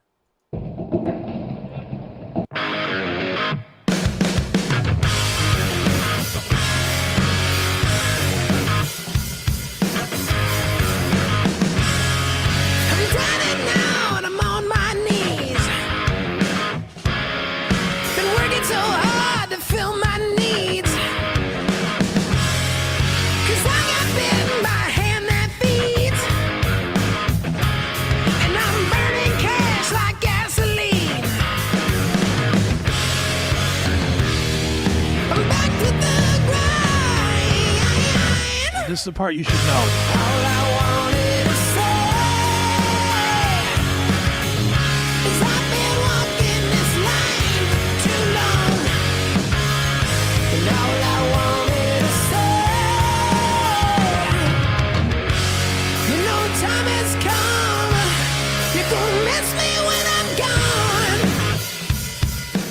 Anything? I mean, it maybe sounds familiar. When did this come out? 21, maybe 20 or 21. I don't know, man. That's a bunch of years I've been wrapped up in that talk radio where I just all I listen to is Fox News and politics. So maybe I missed it. No, it could have. I like it. They're fantastic, man. They're really, really good. But I mean, they've done major touring too. They toured with. First time I saw them, they were with Slash. They were opening for Slash. And was it last summer or the summer before? Whenever Black Crowes played at Blossom, they were the opening band. They kind of have that feel. They should be playing with them. Yeah. Yeah. I mean, they're a legitimate band. I like that. That was good. They're definitely a legitimate band. I'm gonna have to check their stuff out more. Unlike what Lord says here, that song's kind of lame. Sorry, it's not. Sorry, it can't all be Exodus there, Lord. You know, it's like, dude, no matter what music you play, someone hates it. You know, it's like if I play that, it's too weak, and then if I play something heavy, it's too heavy, and if I play something light, then I'm a sellout. Blah blah blah blah blah. You know, yeah, he's probably right on the nose. Triv wouldn't allow you to listen to that. Of course, Triv wanted like Sinatra type stuff. Yeah, he liked the one thing that I got him into is the whistle song from Flo Rida. Oh, Flo Rida. Nice. But yeah, there's plenty of those kinds of bands out there, and Ten Ton Mojo is one of the. I mean, don't you think Ten Ton Mojo sounds in a similar vein? Oh yeah, without a doubt. No, I like their stuff. I've been listening to them since we said we're gonna have them on. I've been checking out the stuff on YouTube, and right. Yeah, it's pretty damn good. Yeah, and I thought he was cool too. Yeah, he was great. I wonder if he must work in one of them places that provides backline or something for bars. Because, man, there was a lot of equipment in that room he was sitting in. I was like, man, that's a lot of equipment for one little band. I turned on one of the videos last night for Heather, my wife, while we were driving home, and I realized that he's like a video with his shirt all unbuttoned, so his chest is all hanging out, long hair flowing all over the place. I was like, all right, we're going to go to another video here that's not like this, and I'll show you something else. Yeah, you're liking this band a little too much. Yeah, please. I'm glad they're not coming to Cleveland anytime soon. That's too funny. But yeah, good band. I enjoyed talking to those guys. Very, very fun. See, that's fine. You don't have to listen. And my wife is checking in. Sounds like kids. See, this is always my thing with any music. And I get beat up on this all the time because I like all kinds of music. Yeah. Because I'm the guy that could listen to Kid Rock or Eazy-E or Cannibal Corpse. Right. And literally could be in the same playlist and it's okay with me. I get beat up all the time about my musical taste. Everybody has something to say. And it's always negative. Right. Very, very rarely is it ever, you know what, that was a pretty good song. No. That is catchy. No, it's always like, that sucks. All right, so what we're going to do is take a quick break, and then we're going to go to Tony Musachio. Okay. I'm telling you what this segment's going to be tonight, Chris. Okay. This is going to be the battle of bad internet connections. You versus Tony. Me versus Tony. I don't know what the hell is going on in this house, but I've never had this kind of thing on my screen before. Right. I did what everybody said to do. Oh, your internet's not working great. Okay, restart the router. So I went downstairs, and I unplugged the router. Right. And now I may as well be doing the show from space because the internet is so spotty and I have no idea what's going to happen. But it's been a nightmare around here. Well, I tried recording a commercial today. God only knows what it sounds like. Should be interesting to hear you going. So, Tony, and Tony will be like, yes. Yeah. I can't wait to hear it. All right. So we're going to attempt that in about 2.5 minutes. All right, cool. Hang on. Hey, it's Seth. You ever wanted a message recorded by a really, really famous person? A happy birthday to your kid. Congratulations, you finally graduated to that niece or nephew or brother or sister. Or a happy anniversary to your lovely wife or husband. Well, today's not your day because we're not famous. You can have myself or Chris Aiken record you a message of your choice, and it's only going to cost you $10. Not like those $250, $300, $400, $500 celebrities. You're going to get us recording you something hopefully entertaining and fun that you can keep forever. You can listen to it all day long if you'd like. A personalized message just for you. All you got to do is download the Cameo app or go to cameo.com, cameo.com. Look up Seth Williams or Chris Aiken, and we will record you a message. Who needs Brad Pitt when you have a face like this? Go to cameo.com today. There's no place like home, and whether it's furniture, artwork, home accessories, appliances, or that one-of-a-kind collectible, Yellow Brick Road Online Auctions allows you to find everything you need from the comfort of your own home. The owner of Yellow Brick Road Auctions has been conducting online estate auctions for over 8 years by providing homeowners with a stress-free process to liquidate all items that have accumulated over the years. I'm Melissa Mendici, owner of Yellow Brick Road Auctions. Log on today to find your heart's desire. Hey, it's Seth from Mario's Barbershop in Parma, 7526 Broadview Road in the Pleasant Valley Shopping Center right next to Big Lots. You got to check out Mario, man. Great guy, does a lot for charities, but can perform miracles with hair. He even made me look clean cut. Does my hair, does a great job. Love talking to the guy while I'm sitting there. It's a great place to go, local business. you gotta go to Mario's Barbershop in Parma. Mario's Barbershop in Parma, 7526 Broadview Road. Again, in Parma, Pleasant Valley Shopping Center, right next to Big Lots. Or give them a call, 216-520-1977. That's 216-520-1977, Mario's Barbershop in Parma.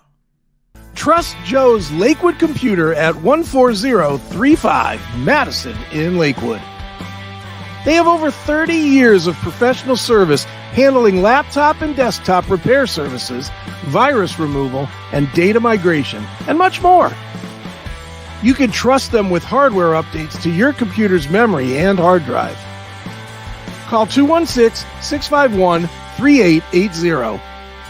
Whether you need a simple Windows install or you're interested in the latest computers for gaming, call Joe's Lakewood Computer at 216-651-3880. This is Tim Elkhorn, radio voice of the Cleveland Cavaliers for attorney Will Spiegelberg. Will Spiegelberg is not only a name you know, he's someone you can trust as your attorney no matter the circumstance. Will Spiegelberg is an attorney you can always count on. Will Spiegelberg is the attorney you should contact for all your legal work. When you need an attorney, call Will Spiegelberg at 216-233-4240. Attorney Will Spiegelberg, a great teammate. 216-233-4240. It's a pleasure to be here and to introduce my friend, Congressman Boyle Bile.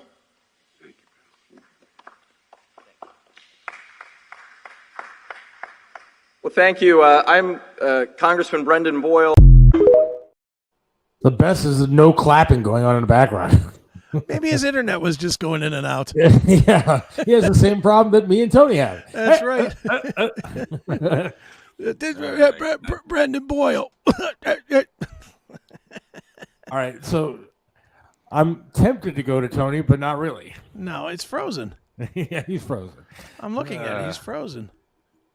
And the Saturday, he's at a great place that I love going to. You ever been at? Huh? Go ahead. He's at Fisher's Cafe. Oh, down in Peninsula or somewhere like that. I think it is. I think it is. Yeah, but it's a great place, man. I've gotten ribs there and stuff. It's just an unbelievable joint. I wanted to tell Tony that I actually sold that. He sold me on going to Tulum last week. I'm gonna do it just for fun. All right, go ahead. Hey, Tony. Hey, he's gone. Well, so far, my internet is outlasting his. So, Oh boy, we are just having a show today. It's one of them. Yeah, it's not a bad show. No, not at all. Except somebody left us a frowny face. Who? Just see it on the Facebook Angries at the top of the screen. Oh, there is it. Rick is mad at you. I don't know why. Yeah, what was going on there? I saw did somebody yell at him in the chat room or something? I don't know. He said. Sorry, treatment day. I don't know what that means. I don't know. You said it 3 times. Put anything before that? I don't see. I don't know. I don't see any. I don't see any other messages from Scott before that. Unless he deleted them.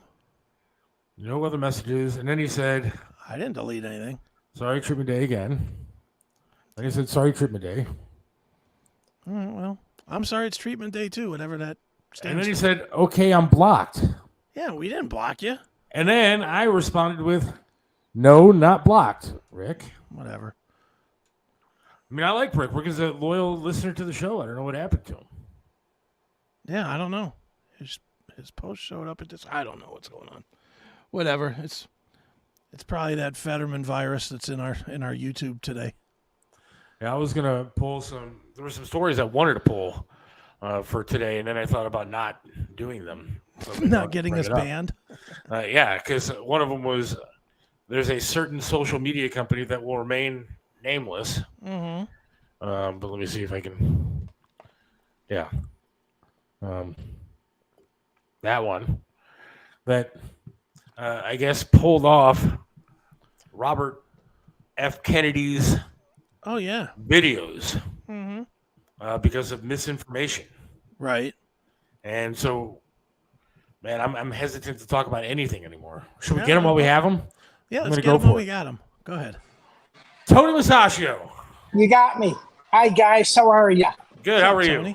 Great. All right. I finally got the internet here. I am here live at Fisher's Cafe located at 1607 Main Street in Peninsula.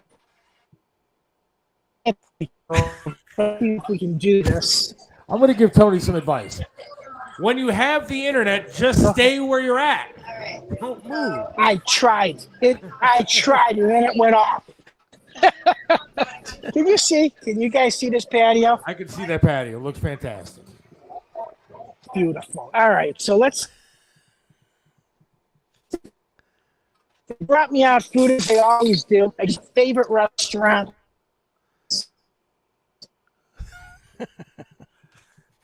Nope, you're gone, Tony. It's almost entertaining though.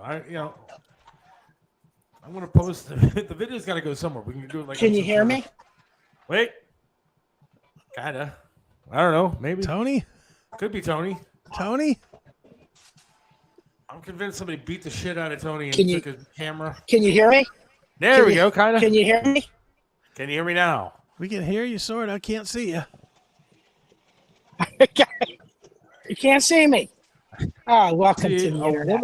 Oh, well, let's go. We're just going to go audio here. Very nice. Yes. All right, guys. So again, I am here live in Peninsula at Fisher's Cafe. I've got a glass of Malbec in front of me and a glass of sangria. Did you hear that? Yes. Do you know why I have two glasses? To get through this interview?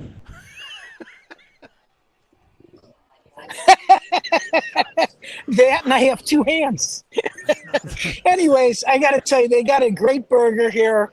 They've got a great taco salad. They have the mussels on special. And Tuesday nights, they have a $16.99 strip steak. Tuesday, they have ribs, guys. Barbecued ribs for only $15.99 with two sides. Have you ever been here? Either of you? I have been. I have been there, and I have gotten those ribs, and they are fantastic. I have been there as well. Yeah, they're really good. The place is really good. They have a wrap there too. Yeah, they have a great wrap also.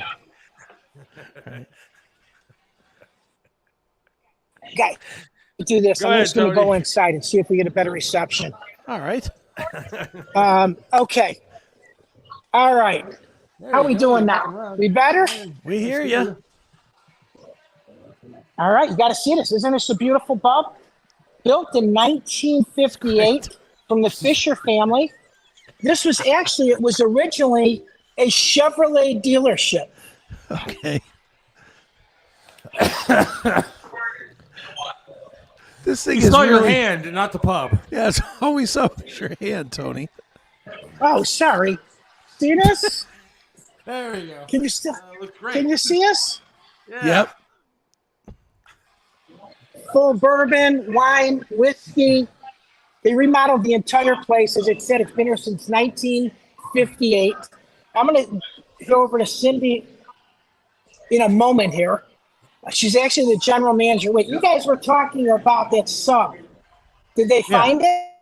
Not yet. Not yet. No. Not yet. All right. So let me ask you a question, Seth. You don't even like to drive a car, let alone go on a roller coaster or that stuff. Anything that has Titanic in a sentence, I'm not going. No. Yeah. I'll pass on that. Isn't that crazy? It is. And here's another thing. I just read about this, that on the waiver, 3 sentences on that waiver say that you may die. Well, they're getting their money's worth then, apparently. Jeez. It's crazy. So, all right, let's go from here. Guys, patio is open on every day. Saturday and Sunday, they have a great breakfast. They have a crab quiche. Real men do eat quiche. Crab and Swiss quiche. You got to try it. It's absolutely delicious. So they're open at 8 o'clock every Saturday and Sunday for breakfast. They have specials every day of the week, Monday through Friday. This evening in the Guardians game, they have beer specials. So it's a great little pub. This is right by Blossom Music Center. We used to go here many years watching all the concerts. and stopping here for a drink afterwards. Nice. So, really cool place. It looks great. I'm going to hand you over to Cindy. Hold on 1 second. All right. This will be fun. Say hello, Cindy. Hi. Hi, Cindy. Hi, Cindy. How are you? I'm doing well. How are you doing? We are fantastic. We love the bar. I've been there numerous times. My wife and I and my daughter have come there. I've gotten a wrap there. I've gotten a ribs, which are fantastic there. So it's a really great place. So. Yeah, I have to agree. I think our food is fabulous. We're very consistent. I hope you would agree with that. Yeah. And it's always packed, too. I see people there all the time, and the patio is beautiful. It is. It is. Yeah, the patio and our tiki bar. People love it. It's great. Sure. Cindy, how much business do you guys do off of the Blossom season? Does it stay packed? I mean, do you have a built-in crowd, or is it really just the Blossom crowd? Well, summertime always busy because of the towpath and the train runs, and people are hiking and biking. We are definitely seasonally driven in some senses when Blossom's not happening. If it's raining or snowing, that does put a damper on the business. But we do have quite a following just because it's been here 65 years and everyone knows that we are consistently good. You know, we have great staff. You can tell people are happy and they love working here. And so, yeah, it does die down in the wintertime, but it doesn't slow down that much. Yeah, this last winter was pretty good for us. Good. And you guys have the trains over there. I mean, how often do those trains run? I've always wanted to go on one of those, you know? They run at least, I think, 4 times a day, Wednesday through Sunday. And yeah, once the train stops, we always get ready. because we get at least 40, 50 or more people walking through the door all at the same time. So we know when we hear the horn, it's like, okay, battle stations. Very nice. Well, thank you for letting us join you in the restaurant tonight. It looks great and food looks great and can't wait to get there again. Yeah, you should come down. That's one of the things I love about my job is I rarely ever take something off a bill because someone didn't like it. The last time it was because it was a little too spicy, even though we called it spicy chicken. So yes, I would love to meet you. Well, come on down. People complain about everything. We're open. People literally complain about everything. So, you know, I'm sure that's a pain in the butt to deal with sometimes. Yeah. But thank you. It's not bad. Here, it's not bad at all. All right, thank you. I'll give you back to Tony. Thank you. Thank you. Seth, Chris. Great place, man. Great you know place. what? We got to make it a night here to come. Cindy and Rich will they will sit us down here in the patio. They have great drink specials every night. They have a mixologist, actually 2 of them behind the bar, which do a great job. Right. So, yeah. And, you know, it's a destination place. It's been here for so long that people from all over just come for this patio, which is really cool. Yeah, I know we were joking around a little bit before with the camera and the patio and all that kind of stuff, but I'm telling you right now that Fisher Cafe is a really great restaurant. They really do have really good food, and the patio is nice, and it's a great atmosphere down there because it's in a little valley area. It's beautiful. There's little shops and stuff to go check out, and it's really cool. You can check out the train over there. It's awesome scene down there, so check it out. Yeah, again, it's a great destination just because of the towpath there. So they have mussels on special tonight here, Seth. Have you ever eaten a mussel? To be honest, Triv made me go out with him and eat mussels once. It was the first time I ever tried them, and he yelled at me because I said, "What the hell is this?" And I really enjoyed it, though. It was really good. You did? Wow, interesting. Yeah, so they have a garlic butter mussels with garlic bread. It's absolutely delicious.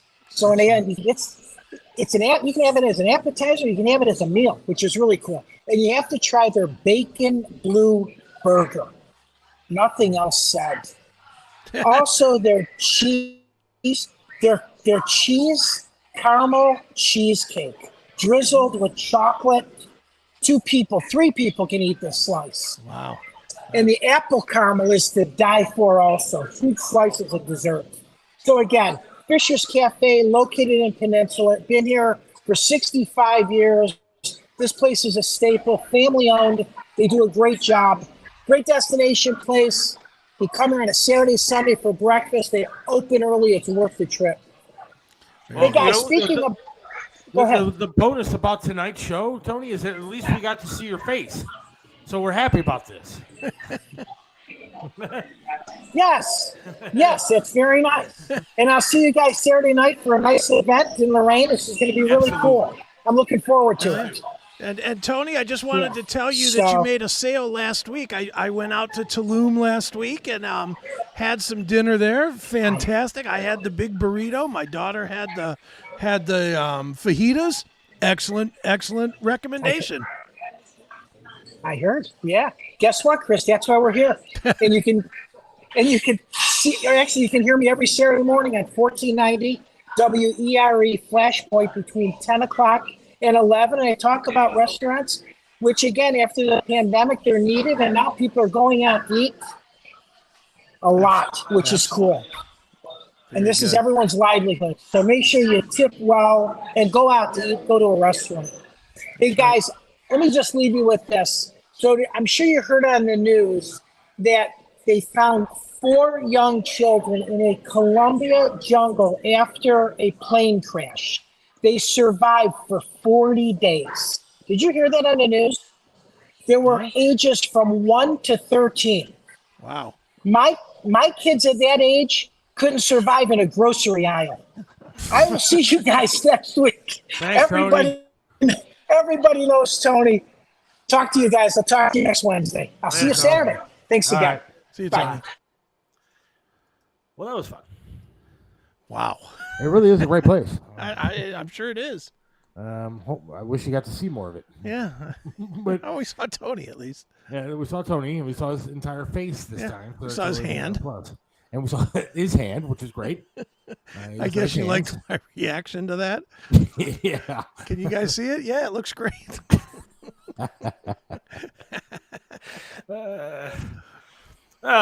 It's just one fun thing after another. Yeah, it's definitely internet fuck day. Yeah, maybe there's something going on. Fisher's Cafe, yes, Fisher's Cafe. I don't know. Whatever's going on, maybe Flat Earth guy will straighten us out next week when he comes on. He can explain the mystery of bad internet. Yeah, I will. We have to talk about that. That's going to be a fun day. Yeah, it is.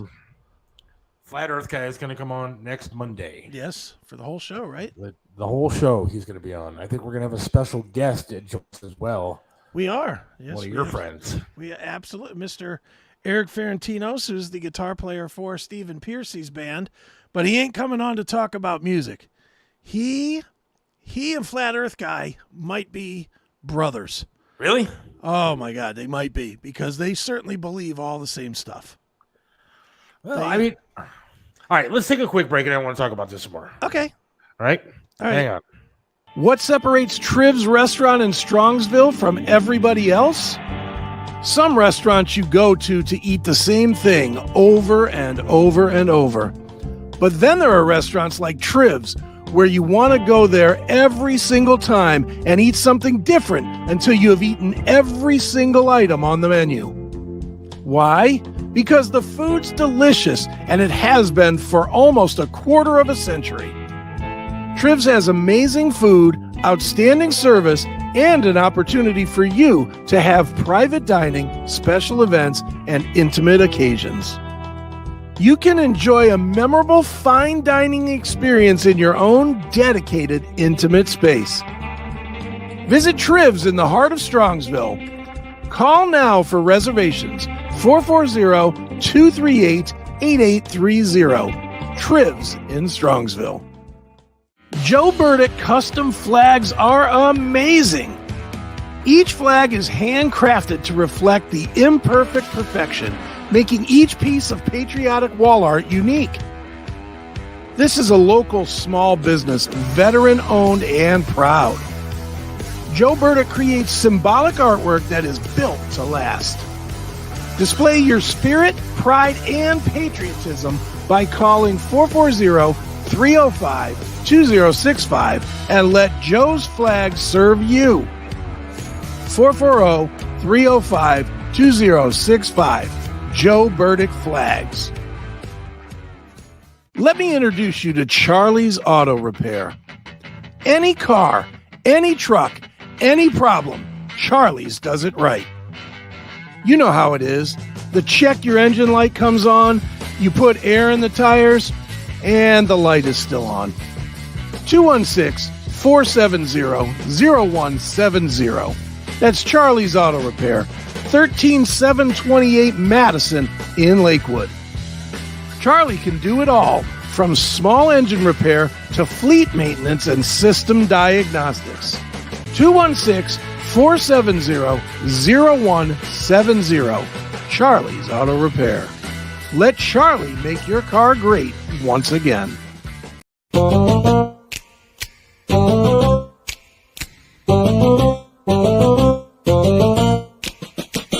They took some cash from China, then smoked crack with a miner. Joe's memories declining, the Biden family. Old Hunter is a sleazebag, took bribes from Chairman G. Yeah, shot movies of his wiener, the Biden family. Burisma. China. Crack. Bobolinsky dropped the hammer, should land him in the slammer. Give us 4 more years of MAGA, thanks to the Biden family. All right. Right back here with the Seth Williams Show, Chris Aiken. We got a lot of stuff going on. I want to thank first everybody that went out to the police today to honor the 3rd District Police Department. I know there were some Guardians players that were out there. I think it went pretty well. I know that the police were fed. They got a flag from Burdick Custom Flag, so good for them. Happy to be part of doing that. Next one I am going to be at. If I have to start walking tomorrow, I'm going to be there. Right. So thanks to people of that.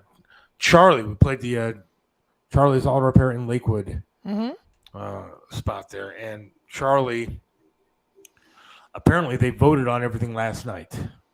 And it did not go in his favor. Oh, Jesus. So he's going to have a battle on his hand, I believe. Wow. That he's going to have to do a lot of work towards here. So the lawyers just made a lot of money. Yeah, and praying for Charlie because he's a good guy. He's been there for me and my family through a lot of stuff too.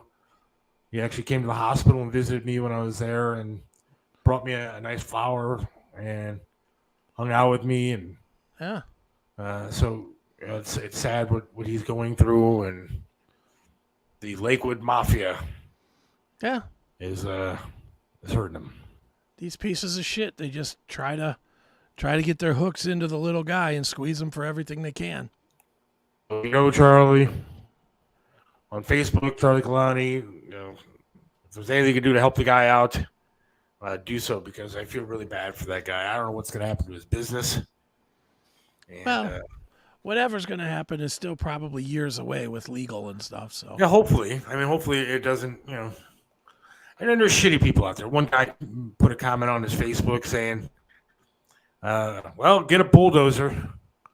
Yeah, that's true. I mean, well, hopefully it's one of these, you know, lemons to lemonade things, and Tremont or somewhere opens their doors to him and offers to pay his moving or whatever. You know, somebody like that guy needs to come like my direction or your direction even. Yeah. Like a Chesterland East or, you know, a Broadview Heights, something like that. I mean, there's a PNC bank that's been empty for years now. Mm-hmm. And it's got a big, huge parking lot. Yeah, take a bulldozer to that and put his shop in a place that he might be appreciated.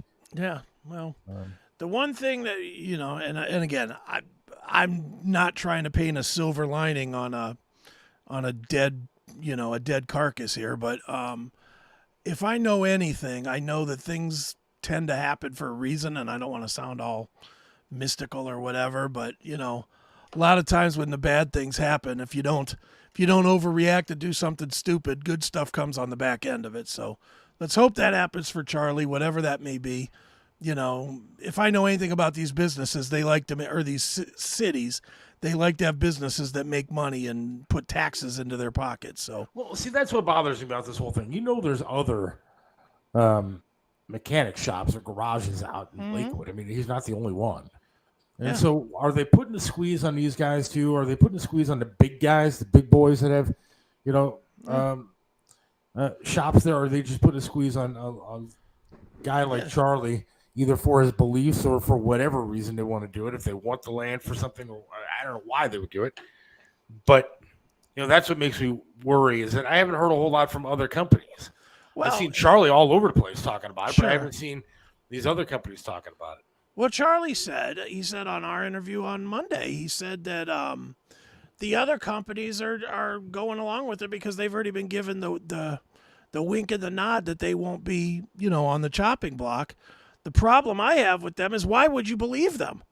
Right. If they'll come after Charlie, they'll come after you too. They will absolutely take you down once they take Charlie out. It's sad. It is. It's disgusting. It's not sad. It's disgusting because it's as Charlie said, it's a clear violation of the 14th Amendment, and it's a clear violation of what we do as people.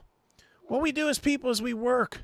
We try to build businesses and we try to make money for our family. I mean, I don't know Charlie from anybody. You know him better than I do, but I'm gonna throw a dart at a dartboard here and say Charlie's not a billionaire.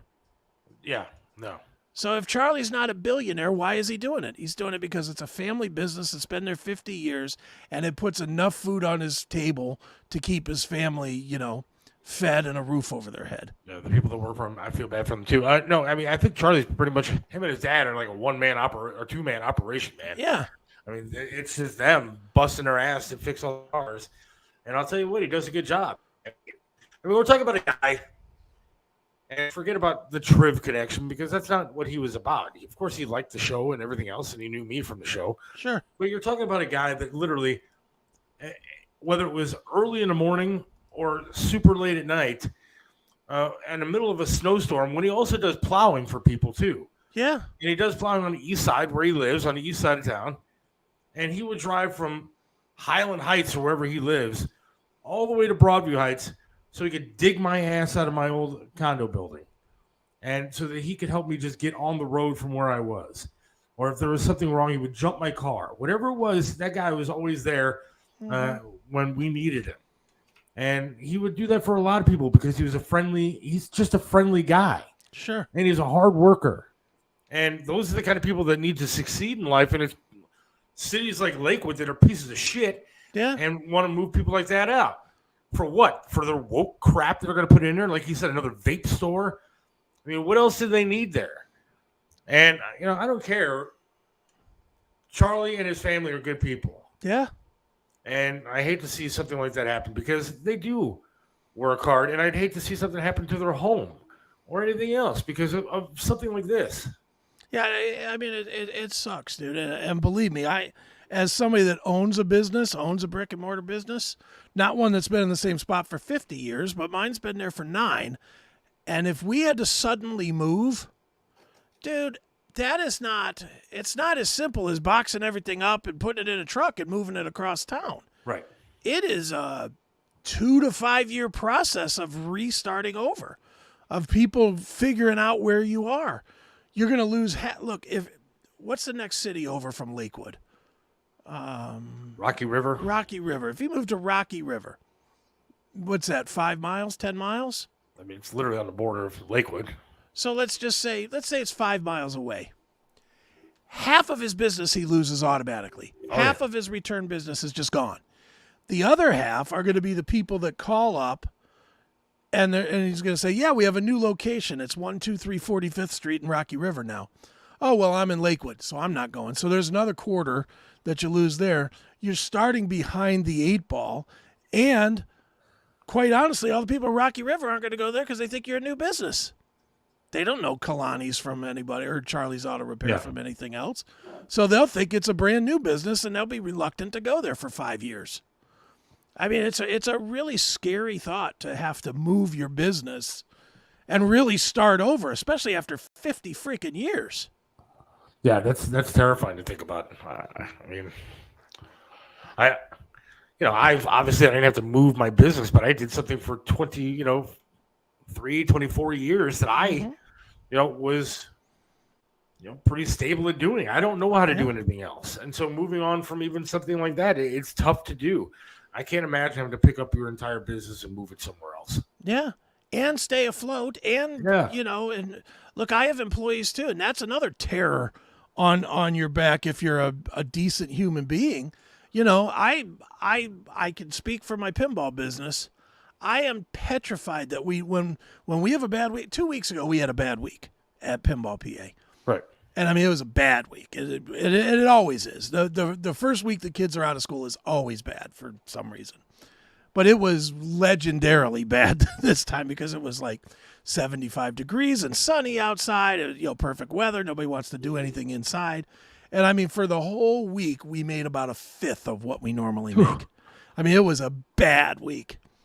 And my mind went immediately to, I got to pay for this guy. I got to pay this guy. I got to, right. I got to keep the electric on. I got to keep the mortgage the mortgage lease payment going.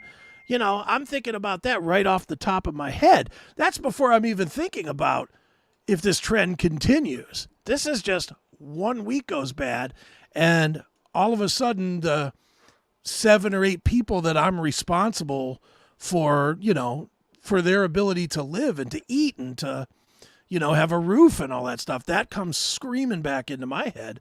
Right. I'd imagine Charlie has that same exact thing right now in his head. It's terrifying, man.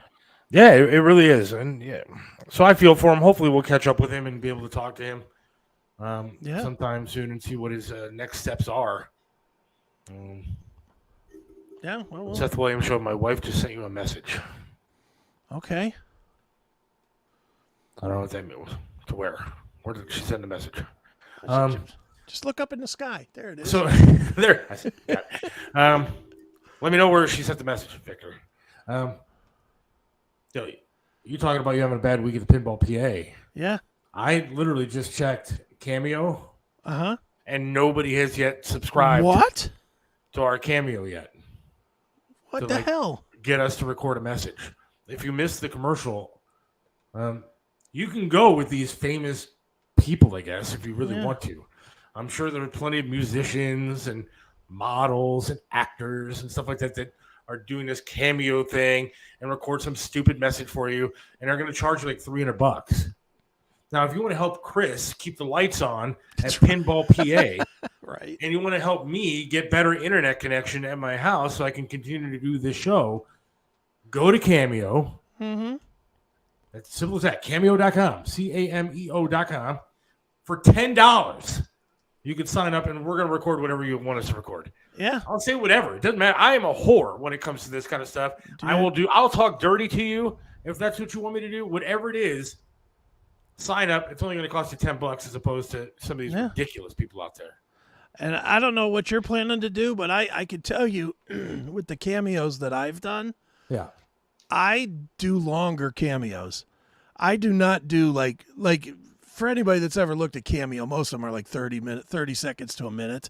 Okay. They're like, "Hey, this message is for Bob. I hear that it's your birthday. So happy birthday, Bob. Thanks for being a supporter." And that's what they do. Mine are always like 3, 4, 5 minutes long. They're always goofy. And I'll do anything. I'm like you. I do not care. You want to see one? I'll share one. All right. Let me, if I can I blow it up? Yes, I can. All right. Here's one that I did for a guy this guy wanted me to share my love for a specific band. And as I'm sure you'll figure out, it's probably not one of my favorite bands. Here we go. Hey, what's up, everybody? It is Chris Aiken from the Classic Metal Show. And you might think from hearing that I am the host of the Classic Metal Show that my love of music all stems from 80s metal music. And goddamn, would you be wrong. When I think of the 80s, I think of all the great bands of the time. Men Without Hats, I don't know. Yeah, there's so many great ones. Frankie Goes to Hollywood, Human League, Men at Work. I mean, all the true greats. But there was one band, one, that stood above all the others in the 80s. Of course, I am talking about A Flock of Seagulls. And I am certainly glad to proudly announce that I am the greatest Flock of Seagulls fan that has ever existed.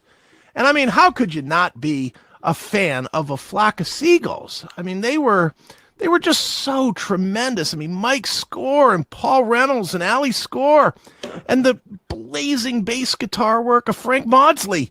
I mean, this was a band that was like no other. When they came out, I mean, everybody remembers the song I Ran So Far Away. Everybody remembers that song. And that's fine. It was good for the radio or whatever.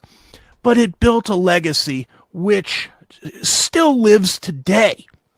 You know, when I think of AFOS, and that's what us common great fans call them, A Flock of Seagulls were just so much better than everybody else.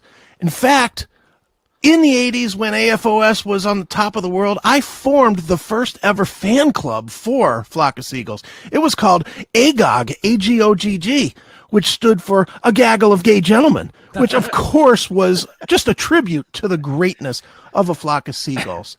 And I'm just going to tell you, I must have played that self-titled album 10,000. All right, it goes on and on. It goes for like 4 minutes. Just 4 minutes of me selling the praises of A Flock of Seagulls. That's awesome, though. I love doing them. They're fun and they're funny. So that's just the start of what you can get if you go to cameo.com and look myself up or Chris up. And then also talked about it today. Still sign up for the Odyssey channel. Of course. Earlier, Victor wanted to know what you get. You get all kind of cool stuff, I guess. This video is from me driving for the first time up there to just talking rants and everything else, playing some videos that we can't play on this show. Mm-hmm. How is the video delivered? Basically, the way it gets delivered is it gets delivered through Cameo. Cameo, we record it, we upload it, and then Cameo sends you an email with it so that you have it. Seth, you're free to do whatever you want. You'll probably do it the same way I will, but Cameo always makes you do it with your phone up and down like that because it's an app type deal. Right. But I always record it in the other landscape or portrait or whatever. Yeah. One's portrait, one's landscape. I record it in the other one and then upload it and let Cameo do that. But anybody that wants it in the longer way, I'll just email it to them. You paid your $10, you can have it. Amen. And then again, $4.99 on Odyssey. Yeah. Help keep the show alive.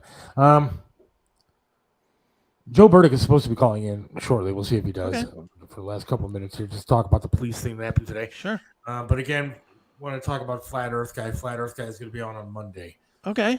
He's going to be doing the entire show. Mm-hmm. Now, I saw some people texting in or messaging in earlier saying, the Earth is round. Blah, blah, blah. Okay, look, you can have your opinion. Yeah. All I'm asking you to do on Monday, which the last person couldn't do, is hear the guy out. Yeah. That's all we are asking you to do. I know that you'll give him a shot. I'll give him a shot. He has some interesting ideas, some interesting proof, if you will.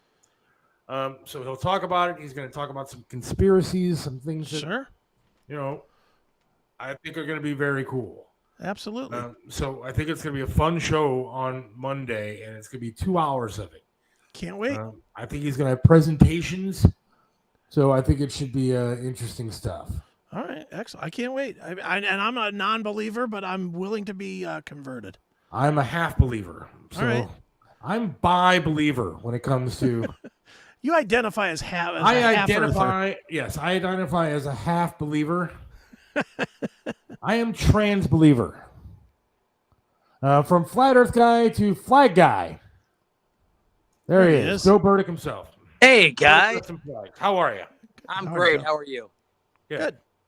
Just wanted to have you on real quick to talk about you were at the police event today, the 3rd District Police event. Billy Morris, his smoking rock and roll food truck was there. You were there presenting a flag. I was not there because I couldn't get a ride. So if we do another one, which I'm assuming and hoping that we will, I'm going to start walking today. So tell us about it. How'd it go? Oh my God! I'll tell you what. The turnout was great. I kept saying 3 of the Cleveland Indians were there, but I guess they're actually Guardians. We got a great tour of the 3rd District Police Department, all of the cops and the operators. What are they? The 911 operators. Everybody was so grateful. Billy killed it with the national anthem. They were just so appreciative. It was a lot of fun. Cool. Yeah, it looked like a great event. Nice weather for it. Oh yeah, the weather was great. Great turnout from everybody. It was really nice, and they were so appreciative to have us there and a couple of the baseball players just showing some love. They must have shaken our hands 5 times just because they were so appreciative. So it was a lot of fun. Do you remember who the Guardians were or no? Yeah, that's going to be a tough one. Cam something or other, Trevor something, and Will something. Well, it's a young team, so we're still trying to learn all the names. So yeah, it was a catcher, and a right fielder were there. Nice. And I'm assuming that we're going to be doing more of these. I'm hoping. And I hope so, Seth, because I love seeing the look on these cops' faces, and them talking about Triv and just how much they love getting this kind of appreciation from people. I really, really hope we can get a sponsor that we can do this, because they deserve it, more than anything. They all deserve it. Yeah, that's one thing and that's why I was really sad that I wasn't there today, because it's one of those things that Triv did that I really, really want to keep going, because I think it's a legacy of Triv's that should stick around. Codes for Kids. I'm meeting with Debbie from Codes for Kids hopefully very soon in the next week or two to talk to her about some stuff that she has planned. And I think it's important that some of these things keep going, because the radio station, to be honest, just fucking sucks at keeping his legacy alive and keeping some of these things going that really, really should be going. I don't think it would be that tough for a multi-million-dollar radio station come up with a way to do some of these things, but because they want to ignore it, that's fine. I don't want to, though, and I think that thanks to you and Billy for doing it, and I think it's very cool. I hope we can keep it going. Yeah, I really, really do. Obviously it's, it was never free to do it, but it's definitely worth it if there's people that want to get involved. Now, talking to Billy, it made it sound like we might have some sponsors for a couple of them or whatever, but I would really love to try to find some people that would that wanted to be part of this. And this isn't my forte, but I want to figure out how we can keep doing this, because again, they deserve this more than anything. So the more we watch TV and see how these guys are treated, the more they, I want to get out there and do everything I can possibly do. If anybody wants to sponsor, you can email me, SethWilliams32@yahoo.com. It's on the screen. But, I mean, we only did it basically throughout the summertime, maybe a little bit into September or whatever, obviously before the weather got bad. And so, there's not that many weeks left. I mean, let's just be honest. It's a couple of months. Come on, Seth. Today's the first day of summer. If we can get through into September with doing these gigs, I think it would be just great for the cops and great for everybody all around, because it's something worth doing. I'll tell you what, it always warmed my heart. Those two years when Triv would call me and tell me how many flags he needed me to build, and I would just get on him. I mean, those were some fun conversations, and I knew there were going to be some happy cops getting those flags. So, it was a labor of love making those things. And, Triv, that was his passion. He loved cops. And it was genuine. And, he didn't do it for money or advertisement or anything. He did it because it was the right thing to do. And, that's why I love being part of it. And that's what people don't understand about what he did. I mean, he did a lot of the charity stuff. The ratings went down when we talked about Coach for Kids or doing stuff for the police, and people don't understand that he didn't give a shit. He didn't care about what the ratings were. He cared about doing the right thing and helping out the kids, and he helped out the cops, and that's what he cared about. Yeah. And the fact that he had people like, again, Burdick Custom Flags, you, Joe Burdick, and then Billy Morris with his Smoking Rock and Roll food truck.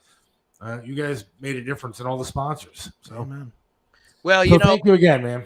Well, it's an honor to be able to do this. And it was an honor when Triv called me that day to talk about it. And, I can still hear his voice when I do that. And even today I said, I said that the flag was on behalf of, me and Billy. I said Seth, who couldn't make it today, and in the memory of Mike Trevisano. So, it was all his doing, and it's just us, you, me, Billy, just trying to keep it alive. And, I love that about you, that, I know you're trying, and, you're as genuine as Triv was about this.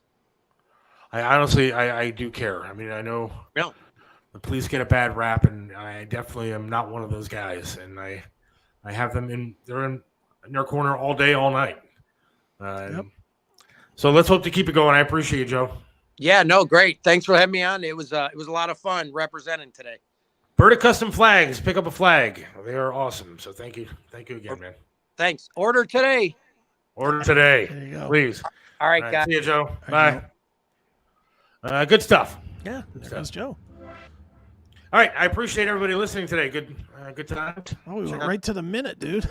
Can't really at the. I gotta go make some money now. Yeah, gotta make the dough. Check out the Cameo site. Check out the Odyssey site.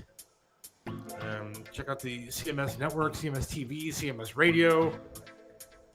Everything. That's right. Appreciate you, Chris. Good Thank time. And I'll see you Saturday night. Yes.